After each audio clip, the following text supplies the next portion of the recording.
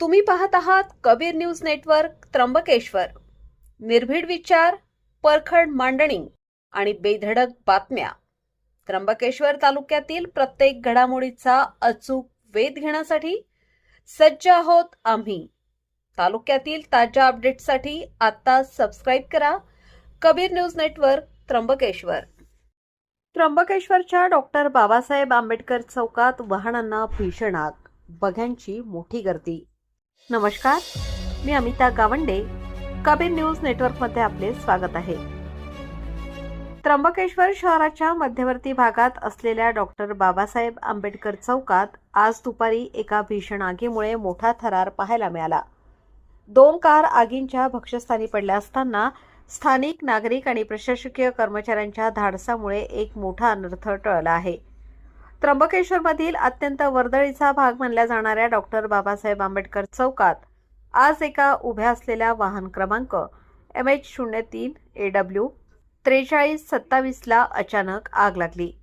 हा परिसर नेहमीच वर्दळीचा असल्याने काही काळ नागरिकांची मोठी धावपळ उडाली. आगीची तीव्रता इतकी प्रचंड होती की शेजारीच उभ्या असलेल्या बलेनो कार क्रमांक HP 38 E 4653 ने ही पेट घेतला. बलेनो कार CNG असल्याची माहिती मिळताच परिसरात भीतीचे वातावरण पसरले होते. मात्र या आगीचे नेमके कारण अद्याप स्पष्ट होऊ शकलेले नाही. घटनेची माहिती मिळताच त्र्यंबक नगर परिषदेचे कर्मचारी नितीन शिंदे, विशाल मैडा आणि संजय सोनवणे यांनी तात्काळ अग्निशामक वाहन घटनास्थळी आणले. त्यांना स्थानिक रहिवासी गणेश खैरनार, योगेश भांगरे, कृष्णा शिंदे, शुभम ठाकरे, राहुल महाले, कुणाल सोनवणे आणि सागर पंजाबी यांनी मोलाची साथ दिली. या सर्वांनी आपल्या प्राणाची पर्वा न करता शर्थीचे प्रयत्न करून आग आटोक्यात आणली. वर्दळीचा चौक असल्याने आग पाहण्यासाठी बघ्यांची मोठी गर्दी जमली होती.